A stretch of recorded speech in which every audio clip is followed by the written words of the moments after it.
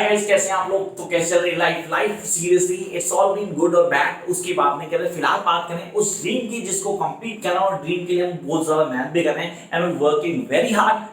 Sir कौन सी dream? वो रेगुलर एमए इंग्लिश की।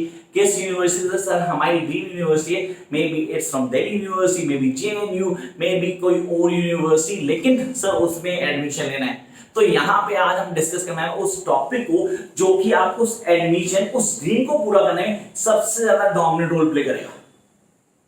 Yes, I'm going to tell you about the major portion of your examination that will come in your paper, and if you be a master of that particular topic, you're going to rock.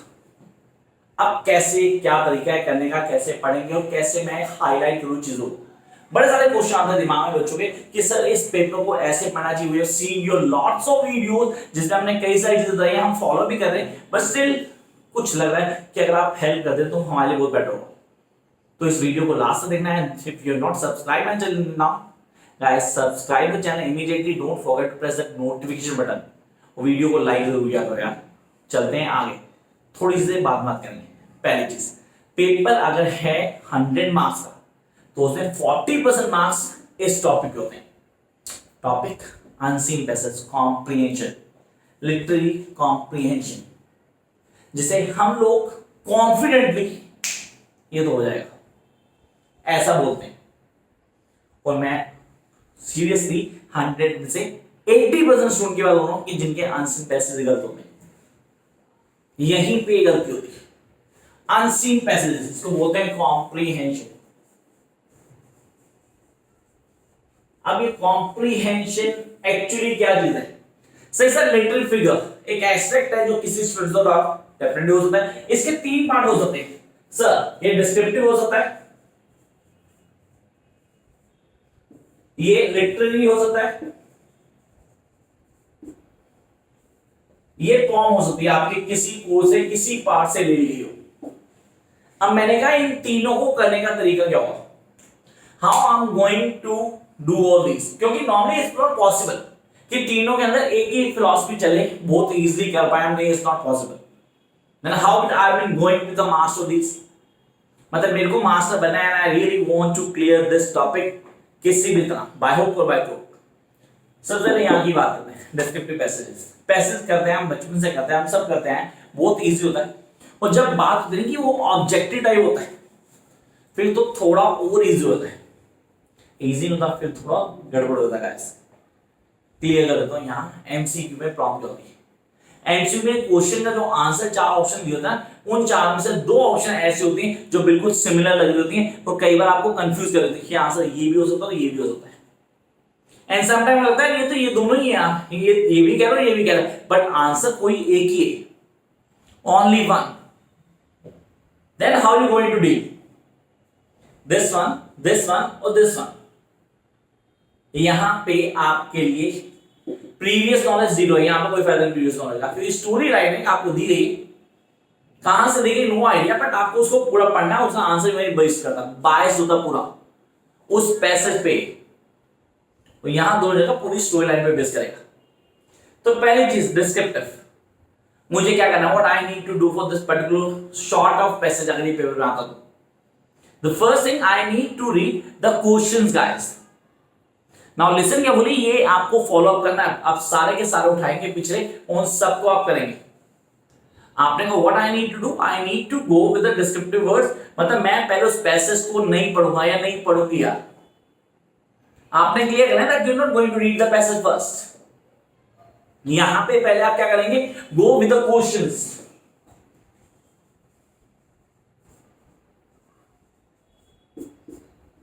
First है सारे के सारे questions read करने आपने।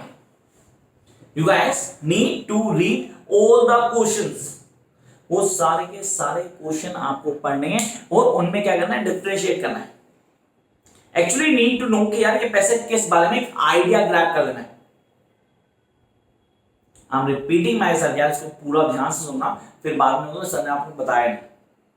आप पहले उस passage के सारे क्वेश्चन पढ़ेंगे और जो ऑब्जेक्टिव टाइप आंसर दी ना, प्लीज डोंट रीड, उनको देखना भी नहीं है, सिर्फ क्वेश्चंस पढ़ो।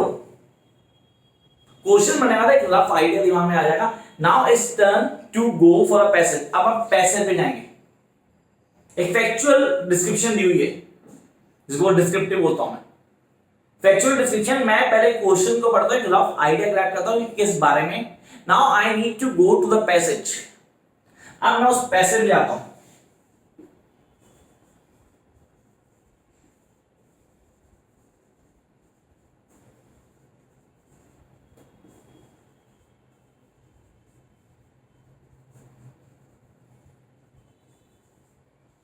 Read and understand the entire passage.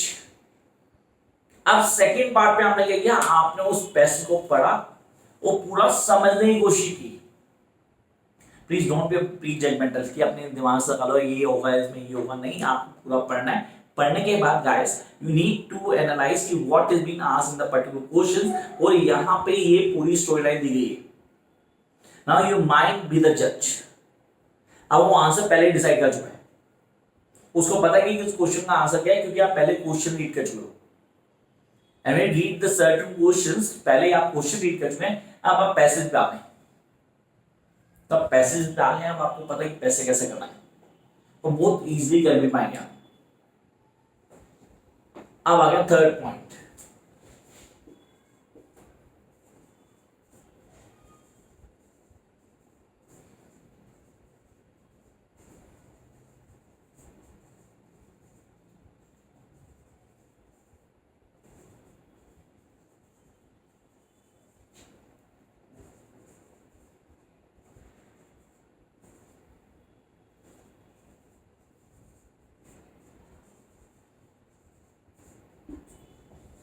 Go to questions one by one, read all the options and select the best.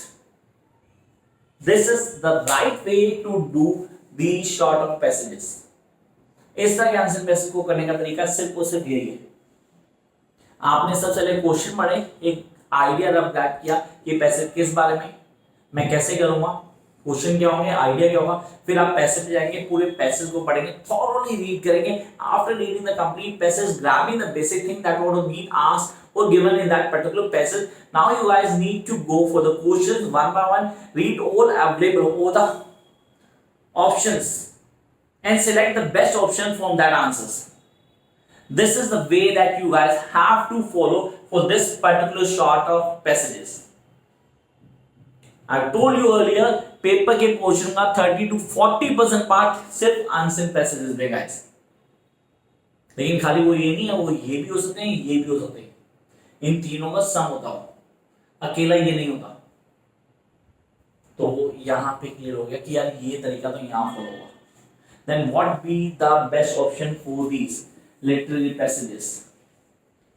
So guys please don't follow this technique for these passages. No, not at all.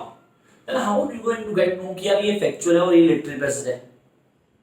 उसके लिए तो यार ये doing है ना, masters कर चुके हैं, मास्टर्स करने की डी में जा रहे हैं, तो इतना तो आपको रीडिंग शुरू करते हुए हो जाएगा। यहां पे कभी भी आपको पहले क्वेश्चंस नहीं पढ़ने, really you need not to read the questions first. यहां पे सबसे पहले आप पैसेज को पढ़ेंगे ताकि आप टेस्ट को याद करने की कोशिश करें, अगर हो सकता है तो, इफ इट्स पॉसिबल आपके दिमाग में आ जाए। May be you have read in graduation 11th 12th और एनी अदर वे, आपने उस टेस्ट को कभी पढ़ा हो, ट्राई टू रिकॉग्नाइज कि किस टेस्ट से है, कहां से लिया गया, और अगर वो क्रैक कर गया तो 100% आपका आंसर बिल्कुल ठीक होगा। तो अगर नहीं करता, सीरियसली नहीं करता, तो भी बहुत इजीली कर पाएंगे आप, मैं बताऊं आपको भी। आप सबसे पहले टेस्ट को रीड करेंगे,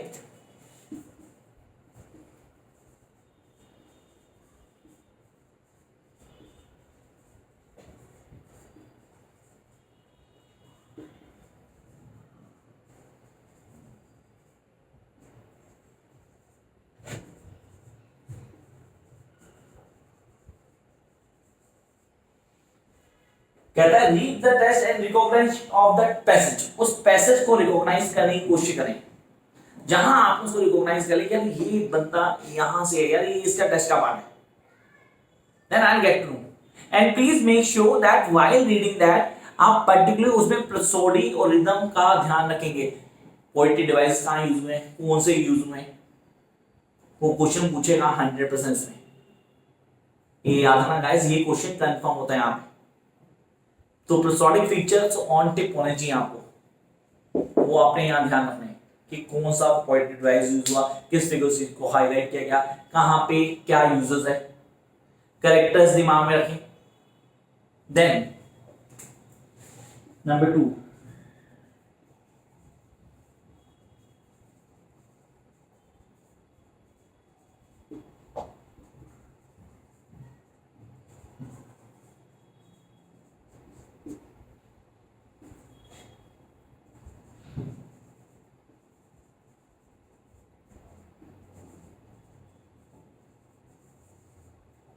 read the questions with options and match the passage.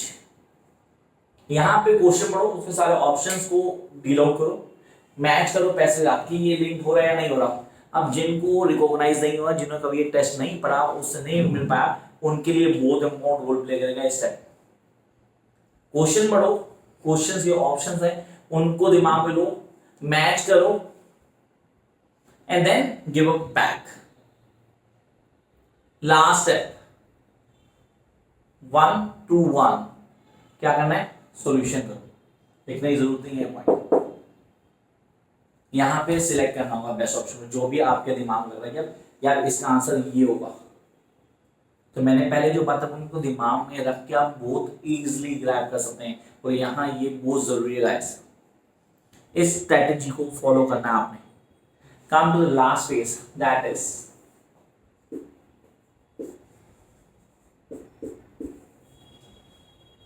Point. अगर पैसे आता है पॉइंट का, तो मैंने लिखा पन, PUN पन, पोएट्री डिवाइस है। यू गाइस रियली नो कि आपको पन पोएट्री डिवाइस कहाँ यूज होता है, जहां पे हमारे पास दो मीनिंग होते हैं, एक लिटरल मीनिंग जिसको होता है इंटरनल, और एक होता है एक्सटर्नल मीनिंग जो रीडर को समझ में आता है। हम जब भी पोएट्री पढ़ते हैं कुछ और समझ में आता है, जब टीचर पढ़ाते थे तो कुछ और होता था, याद होगा शायद आप लोगों को, यही यहां भी होने वाला है।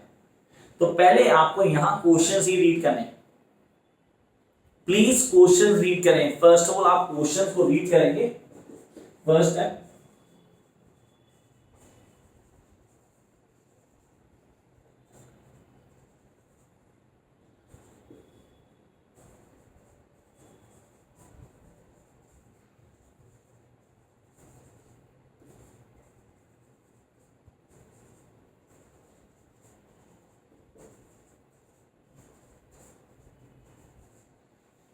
Read the questions. Number 2, read the passage and match with questions. जब आप पैसेज पढ़ के मैच करेंगे क्वेश्चन में, तब आपको समझ आएगा कि पोएट्री का एक्चुअली मीनिंग क्या था। This is the technique to grab the meaning of the poetry. ये आपको कोई नहीं बताता, किसने बताया भी नहीं होगा। पोएट्री का आंसर कैसे सॉल्व करना है, तो ये स्ट्रेटेजी है जिसको फॉलो करना आपने, and you guys must follow this. It is really very very helpful guys. तो पहले रीड करेंगे, पूरे पैसेज को रीड करेंगे, पैसेज के बाद क्वेश्चंस को क्वेश्चन से मैच करेंगे, किसको, पैसेज को। Again poetry device, figure speeches कौन सी यूज है, कैसे यूज है, उनको दिमाग में रखना है, and then go for a solution. तो आई होप कि ये टेक्निक आप बहुत अच्छे से ग्रैब कर पाएंगे, and follow this technique in your paper. Practice शुरू कर दो, दोस्त हैव द टाइम, जब उनको पेपर देने हैं, एंट्रेंस अभी नहीं होने वाले, टाइम है, या जिनके अभी होने वाले, आपको ये स्ट्रेटेजी पहले करनी है। Welcome on the new video, जिसके अंदर मैं नए टॉपिक्स लेके आऊंगा। तब तक like share subscribe, everything is worth to watch. Bye guys.